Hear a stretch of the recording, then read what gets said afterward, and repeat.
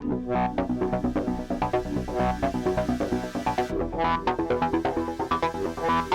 back to Earning with Bits. Today, we're diving deep into the world of Rollercoin. That's right, the crypto mining simulator that's actually been kicking around since, what, 2018? Yeah, quite a while.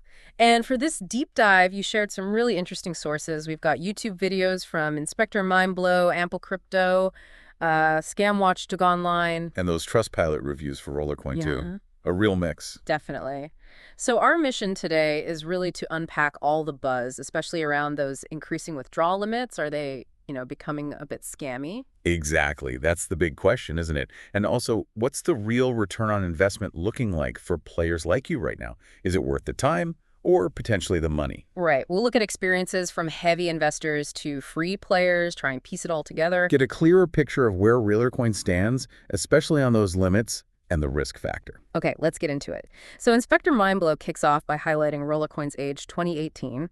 That makes it one of the OGs in crypto gaming.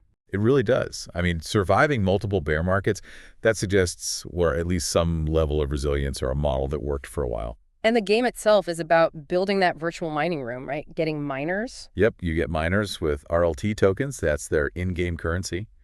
You can buy RLT or earn it through playing. And you've got to manage power for those miners, too. And Inspector Mindblow mentioned you don't have to buy RLT. You can earn it through competitions, daily rewards, weekly stuff, completing tasks. Yeah, there are ways to earn it in-game. It seems like your mining power comes from your own miners, but also temporary power you get from playing minigames. Ah, okay. So playing games actually helps your mining. Seems so. Yeah. You can get batteries for power, more RLT, and that temporary power boost. Plus, there's bonus power you can get somehow. Keeps you engaged, I guess. And they mentioned regular competitions, too. Events with chances for more RLT, even hardware like a PS5 Pro. Yeah, it seems like they run events. Yeah. Inspector Mindblow also showed choosing which crypto to mine. They picked Dogecoin. The withdrawal minimum then was 90 DOGE. Okay, 90 DOGE. We'll come back to that number, I think. It also sounds like there's crafting involved. Expeditions needing a golden pass gets quite involved. Definitely more than just clicking a button. It has layers. Okay, let's switch gears to Ample Crypto. They actually put real money in, about $450, right, for the Unreal Steel package. Yeah, that was 0.209 ETH at the time.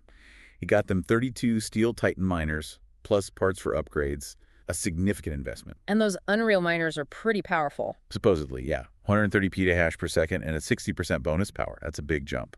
Ample Crypto also showed the deposit process putting ETH in, and it arrived reasonably fast. So the deposit side seems okay, but what about getting money out? What about the ROI? Ah, the crucial part. Ample Crypto did some calculations. Based only on the extra earnings from those new miners, they figured about 14 months for ROI. 14 months. Okay, that's quite a while. But wait, when they looked at their total monthly earnings after buying the package, the estimated ROI dropped to less than 3 months. Wow, under 3 months. That's a huge difference. How does that work? Well, it suggests the new miners significantly boosted their overall account performance, maybe synergizing with existing stuff. But Ample Crypto themselves pointed out the huge caveats. Like what? Crypto prices fluctuating wildly, for one. And those withdrawal limits, they're key to actually realizing any profit. Yeah. What looks good on paper might take ages to get into your actual wallet. Which leads us perfectly into the darker side, highlighted by Scam Watchdog Online. They raise some serious concerns. Yeah, pretty serious allegations. Things like minimum payout thresholds suddenly jumping way up, accounts getting banned for no clear reason, rewards dropping off a cliff. That sounds worrying, especially the withdrawal limit increases just as people get close. That does sound scammy. It definitely raises red flags. Scam Watchdog Online was even telling people who experience this stuff to file complaints. It directly tackles that scammy or not question we're focusing on. If limits keep going up just before you can cash out, Yeah, that's not a good look. No, it's not. It erodes trust completely. Of course, these are allegations, and sometimes negative experiences get amplified online, but the pattern they describe is concerning. Interestingly, though, Ample Crypto actually tested the withdrawal process because of negative comments they saw on Trustpilot about exactly these things, rising minimums and bans after withdrawals. Right, they wanted to see for themselves, and their experience was different. How so? Well, they acknowledged seeing those complaints on Trustpilot, but their own withdrawal of 253 Dogecoin went through successfully. Okay, so it is still possible to withdraw, at least sometimes. What was the Doge limit when they did it? It was 236 DOGE at that point, higher than the 90 DOGE Inspector Mindblow saw earlier, mind you. Took Crypto about 5 days to mine that much. 5 days to mine, roughly $41 worth. Okay. And how long did the withdrawal take? It landed in their Binance account in about a day and a half, 36 hours or so. They mentioned an email confirmation code, too, for security. So a successful withdrawal, but the limit had increased from earlier reports. That seems to fit the pattern, even if the withdrawal worked this time. Exactly. It shows withdrawals can happen, but the goalposts might be moving. Crypto also noted withdrawals were manual then, but a weekly system was planned for Q3 2025. We'll see if that materializes. And they pointed out limits vary a lot by coin. Yeah, hugely. Bitcoin was around $100 minimum, Ethereum maybe $20, XRP was way up at $230, but Polygon was lower, like $10. It changes. So the time it takes you to reach a withdrawal really depends on your mining power, how many other people are mining that coin, and the coin's actual dollar value. Precisely. It's a moving target. Reaching the Doge limit might be feasible for some, but hitting that Bitcoin limit, much tougher. Okay, circling back to return on investment, Crypto's experience shows profit is possible, but it's tied so closely to crypto market swings. Absolutely. They mentioned an earlier Dogecoin investment from 2022 did really well at the time, which shows the potential upside, but also the massive volatility risk. And they stressed it's a game, not an investment platform. Crucial distinction. Profitability isn't guaranteed. It depends on miner costs, how much time you think into playing those mini games for power boost, and frankly, whether Rollercoin itself sticks around and keeps paying out. And critically, whether those withdrawal limits stay reachable. If they keep creeping up like Scam Watchdog and Line and others report, then recouping your investment, let alone profiting, gets harder and harder. If it becomes practically impossible for most users to withdraw, then yeah, it starts looking very much like a scam, even if it's not quite there yet because some withdrawals are still processed.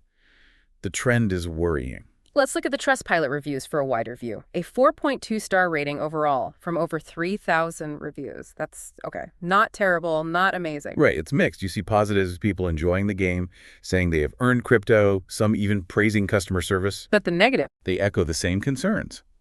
High withdrawal limits being a big one. Also, complaints about tasks becoming mandatory and exhausting, especially with new seasons. And yes, reports of unfair bans or useless support. One reviewer specifically called out the pay-to-win feel.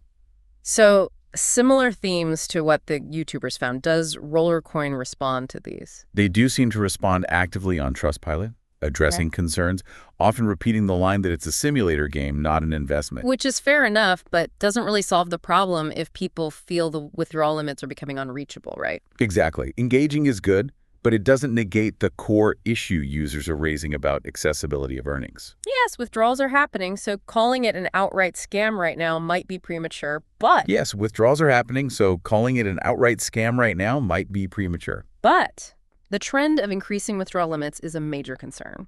Coupled with those allegations from Scam Watchdog and Line and some Trustpilot users, it definitely casts doubt on the platform's long-term fairness and viability. It makes it feel increasingly risky. If those limits keep rising, it could easily cross the line into being effectively a scam for many users who simply can't reach the thresholds anymore. Right. And that ROI, it's not just numbers. It's the effort, the time sink, whether you actually enjoy the game part, and crucially, your trust level in the platform not pulling the rug out from under you with those limits. Some might see it as a fun pastime with a potential crypto payout, but treating it as reliable income or a solid investment seems, well, unwise, given the current signals, especially those rising thresholds. Absolutely. This dive really highlights how important it is to stay informed, be super cautious with any platform involving crypto or real money, and weigh up different user experiences. So considering everything we've looked at, the history, the mechanics, the investment stories, the withdrawal tests, and those worrying reports about limits, what's the main thing that stands out to you? Where do you land on this? For me, it's that successful withdrawal despite the rising limit. It shows it's not dead yet, but the direction of travel with those limits feels like the biggest red flag. It needs constant watching. Agreed. Definitely one to keep a close eye on. Do your own research, weigh those risks carefully. It's a fascinating, if slightly concerning, case study in the crypto gaming world.